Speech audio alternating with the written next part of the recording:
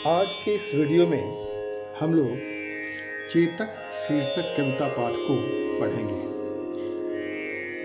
जिसके कवि श्री श्याम नारायण पांडे जी हैं।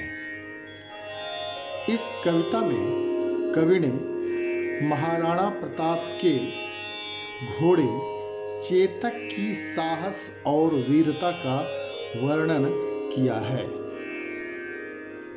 रण बीच चौकड़े भर भर कर चेतक बन गया निराला था।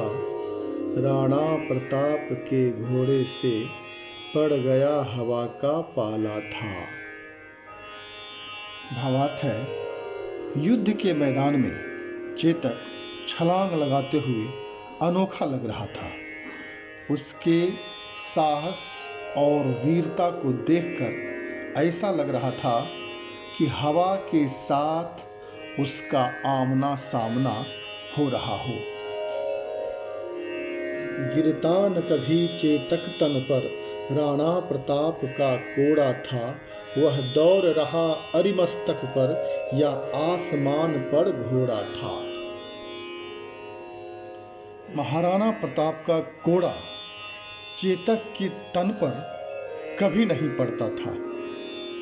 वह शत्रुओं के मस्तक पर दौड़ दौड़ कर पहुंच जाता था।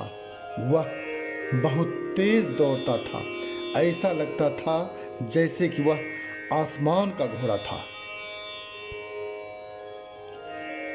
जो तनिक हवा से बाग हिली लेकर सवार उड़ जाता था।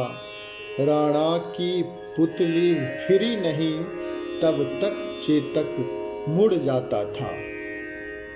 आशा है, थोड़ी सी हवा से भी चेतक की लगाम हिलती थी तो वह हवा की गति की भांति दौड़ जाता था। महाराणा प्रताप की आंखें एक पल के लिए भी इधर उधर होती थी तो चेतक तुरंत उसी ओर मुड़ जाता था।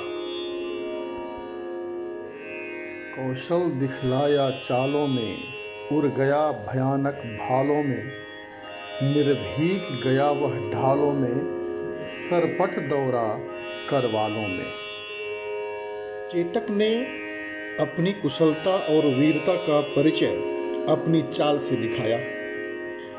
वह युद्ध के समय भयानक भालों और तलवारों के बीच निडर होकर नहरों, नालों आदि को पार करता हुआ बहुत तेज चाल में दौड़ जाता था। है यहीं रहा अब यहाँ नहीं, वह वहीं रहा है वहाँ नहीं। थी जगह न कोई जहाँ नहीं, किस अरिमस्तक पर कहाँ नहीं। युद्ध के मैदान में चेतक चारों ओर से शत्रुओं का सामना करता था। युद्ध भूमि में ऐसा कोई स्थान नहीं था जहां उसकी वीरता का परिचय नहीं मिला हो। बढ़ते नद सा वह लहर गया, वह गया गया फिर ठहर गया। विकराल वज्रमय बादल सा अर की सेना पर घहर गया। आशय है, नदी की लहरों के समान वह आगे ही बढ़ता रहता था।